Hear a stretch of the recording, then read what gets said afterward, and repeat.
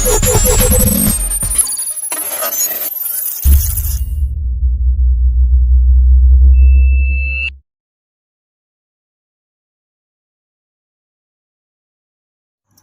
children, today I am going to start lesson number 1. What is democracy? Why is democracy? Of class 9 subject political science. Political science is a part of social science. Okay. In this chapter we will learn about democracy. So student, our first point is what is democracy, यानी लोकतंत्र क्या है. ठीक, you have already read about different forms of government. On the basis of your understanding of democracy so for maintaining or few examples, write down some common features of democratic governments and non-democratic government. Okay. तो बच्चों, आप सरकार के विभिन्न रूपों के बारे में पढ़ चुके हैं. लोकतंत्र की अब तक की आपकी समझ के आधार पर कुछ उदाहरण देते हुए सरकारों की कुछ सामान्य विशेषताएं, जैसे democratic governments and non democratic governments, यानी लोकतांत्रिक सरकारें और गैर लोकतांत्रिक सरकारें. ओके. और next point is why define democracy, यानी परिभाषा की ज़रूरत क्यों है. लोकतंत्र को परिभाषा की जरूरत क्यों है. Before we proceed further, let us first take note of an objection by Mary. आगे बढ़ने से पहले आइए सबसे पहले एक मेधावी छात्रा मैरी की आपत्ति पर गौर किया जाए. Okay. She does not like this way of defining democracy and want to ask some basis question. वह लोकतंत्र को परिभाषित करने के इस तरीके को पसंद नहीं करती, कुछ बुनियादी सवाल पूछना चाहती है. Her teacher Matilda Langdon responds to her questions as other classmates join the discussion. उसकी अध्यापिका मैटिल्डा लैंगदो ने उसके सवालों का जवाब देना शुरू किया तो कक्षा की अन्य छात्राएं, उसकी जो अन्य मित्र हैं, वो भी इस चर्चा में भाग लेने लगी. Mary, ma'ams, I don't like this.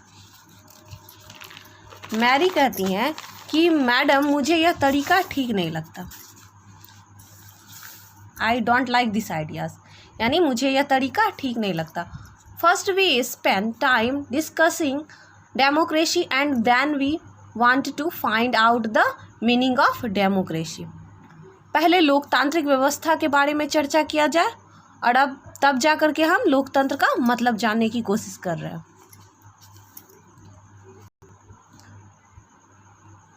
पहले हम लोग क्या करेंगे कि सबसे पहले उस लोकतांत्रिक व्यवस्था पर चर्चा करेंगे, तब जाके हम लोकतंत्र का मतलब जानने की कोशिश करते हैं.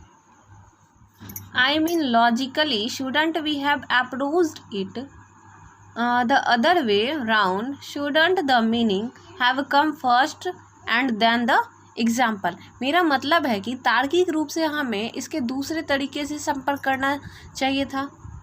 पहले अर्थ नहीं आना चाहिए और फिर उदाहरण. मैरी की बातों को सुनकर लैंगदो मैडम क्या रिप्लाई करती है. तो लैंगदो मैडम कहती हैं कि I see your point but that is not how we reason in everyday life. We use words like a pen, rain और love. Do we wait to have a definition of these words before we use them? Come to think of it, do we have clear definition of these words? It is only by using a word that we understand its meaning. Okay? तो लैंगदो madam क्या बोलती हैं कि तुम्हारी बातों में दम है, पर क्या हम अपने सामान्य जीवन में भी ऐसा ही नहीं करते? क्या हम जैसे कलम, बारिश, प्रेम जैसे शब्दों का उपयोग करने के पहले उसकी परिभाषा स्पष्ट करना जरूरी मानते हैं? जरा सोचो, क्या हमारे पास इन शब्दों को बहुत स्पष्ट और सर्वमान्य परिभाषा इन शब्दों का हम स्पष्ट और सर्वमान्य परिभाषा दे सकते हैं। शब्दों का उपयोग करके ही हम उसका अर्थ जानते हैं। जैसे पेन का हम लोग प्रयोग करते हैं लिखने के लिए, तभी हम उसके अर्थ को जानते हैं। बिना उसका उपयोग किए हुए हम उसकी परिभाषा नहीं दे सकते। तो मैम का कहने का ही मतलब था कि किसी भी चीज़ का हम परिभाषा, उसको उपयोग, उस शब्द का उपयोग करके ही हम उसका अर्थ जानते हैं। ठीक है, नेक्स्ट। अब मैरी क्या बोलती हैं? Mary, but then why do we need definition at all? फिर परिभाषा की जरूरत ही क्यों है? मैरी फिर से क्वेश्चन पूछती हैं, है ना। तो मैडम क्या आंसर दे रही हैं? तो madam, we need a definition only when we come across a difficulty in the use of a word. Okay, we need a definition of rain only when we wish to distinguish it from, say, a drizzle or cloud burst. The same is true for democracy. Ma'am क्या उसको बस समझाती है कि हमें परिभाषा की ज़रूरत तभी पड़ती है जब हमें किसी शब्द का उपयोग करने में परेशानी होती। हमें बारिश की परिभाषा देने की ज़रूरत तभी होती है जब हमें, जैसे बूंदाबूंदी बारिश या बादल फटने जैसी बारिश या सामान्य बारिश में को स्पष्ट करना होता है ना। बूंदाबूंदी जैसी स्थिति या सामान्य बरसात में फर्क करना होता है। तो लोकतंत्र पर भी यही बात लागू होती है ना। The same is true for democracy. लोकतंत्र पे भी सेम यही बात लागू होती है। We need a clear definition only because people use it for different purpose, because very different kinds of governments call themselves democracy. हमें इसके लिए भी स्पष्ट परिभाषा की ज़रूरत है क्योंकि लोग इस शब्द का प्रयोग अलग अलग अर्थों के लिए करते हैं। बहुत अलग अलग तरह की सरकारें भी खुद को लोकतांत्रिक ही कहती है। अलग अलग तरह की गवर्नमेंट भी अपने आप को लोकतांत्रिक ही कहती है। तो हम लोग इस पे क्या कह सकते हैं कि इस शब्द का प्रयोग हम अलग अलग अर्थों के लिए भी करते हैं, है ना। बहुत अलग अलग तरह की सरकारें खुद को लोकतांत्रिक सरकार बोलती हैं। तो इसके लिए भी स्पष्ट रूप से परिभाषा की ज़रूरत है क्योंकि लोग इस शब्द का प्रयोग अलग अलग अर्थ के लिए करते हैं।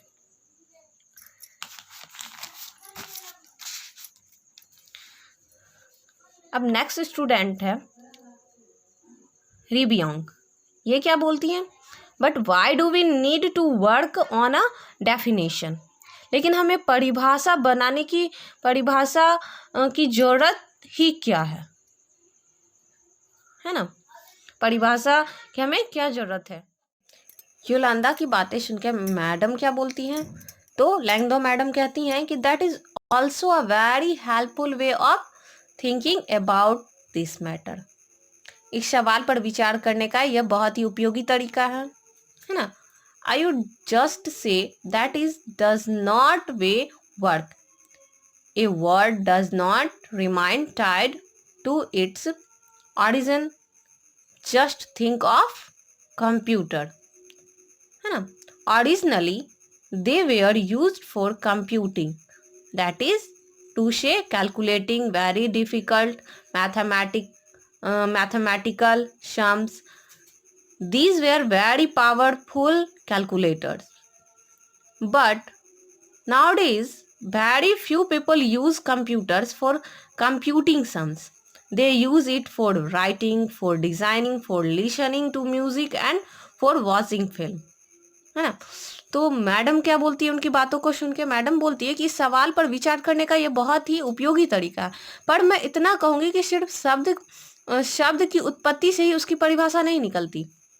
यानी वो बोलती है कि सिर्फ मतलब शब्द की उत्पत्ति से उसकी परिभाषा नहीं निकलती।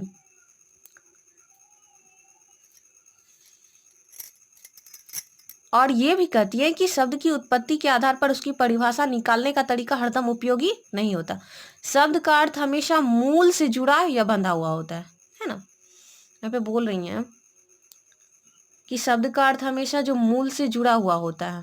ए word does not remain tied its origin, just think of computer. ठीक उसी तरह हम लोग मतलब कंप्यूटर के बारे में सोचते हैं ना, समय और प्रयोग के साथ साथ उसका अर्थ बदलता रहता है। अब हम कंप्यूटर शब्द को ही ले लें, जैसे यहाँ दिया है कि हम लोग कंप्यूटर शब्द को ले लेते हैं, just think of computer, computer पे ही विचार करते हैं कि कंप्यूटर के बारे में क्या हम लोग सोच सकते हैं कि अब कंप्यूटरिंग अर्थात गणना से बना हुआ। कंप्यूटर शब्द किससे बना हुआ है? कंप्यूटरिंग यानी गणना से बना हुआ है। अब मुश्किल गणनाओं को सरलता से करने के लिए बने यंत्र को ही कंप्यूटर कहते हैं। यह डिफिकल्ट से डिफिकल्ट कैलकुलेशन को बहुत इजीली कर लेता है कंप्यूटर, है ना। मुश्किल गणनाओं को यह सरलता से करने के लिए बना हुआ है। दरअसल ये बहुत शक्तिशाली कैलकुलेटर है। These where very powerful calculator, बहुत ही शक्तिशाली कैलकुलेटर है। लेकिन अभी के समय में आज शायद ही कोई इस अर्थ में कंप्यूटर शब्द का प्रयोग करता है कि हमें इसकी गणना करना है। इस अर्थ में बहुत कम ही लोग होते हैं जो इसका प्रयोग करते, इसका यूज करते। अब तो कंप्यूटर का उपयोग लिखने के लिए, है ना, तो दिया है लिखने के लिए, डिजाइन करने के लिए, गाना सुनने के लिए और फिल्म देखने के लिए किया जाता है। शब्द वही रहते हैं पर समय बीतने के साथ साथ उसका अर्थ बदल जाता है, अर्थ उसका बदलता रहता है।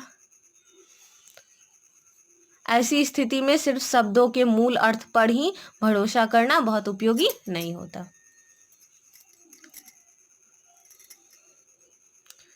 In that case, it is not very useful to look at the origins of the word। यानी ऐसी स्थिति में सिर्फ शब्दों के मूल अर्थ पर ही भरोसा करना उपयोगी नहीं होता। फिर मैरी क्या बोलती है? मैरी बोलती है, ma'am, so basically what you are saying is that there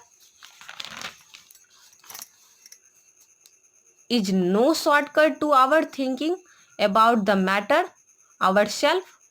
We have to think about its meaning and evolve a definition। Mary कहती है कि मैडम, आपके कहने का मतलब यह है कि इस विषय पर खुद सोचने का कोई संक्षिप्त रास्ता नहीं है।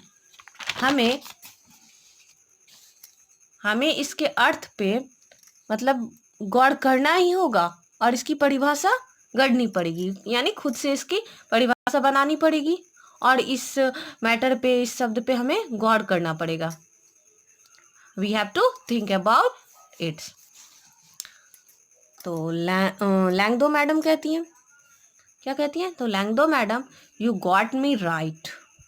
ओके, एकदम सही। Let us get on with it now. तो चलो, इसलिए आओ अब यह काम हम कर ही डालें, यानी उसके शब्द के आधार पर उसके अर्थ को, उसकी परिभाषा को बनाएं। हमें उस शब्द के अर्थ पर गौर करना होगा, तभी हम उसके परिभाषा को बना सकते। किसके बारे में बोल रही? तो डेमोक्रेसी के बारे में बोल रही। So student, it is the first part of this lesson. Okay, I will meet you with next part of this lesson. Okay.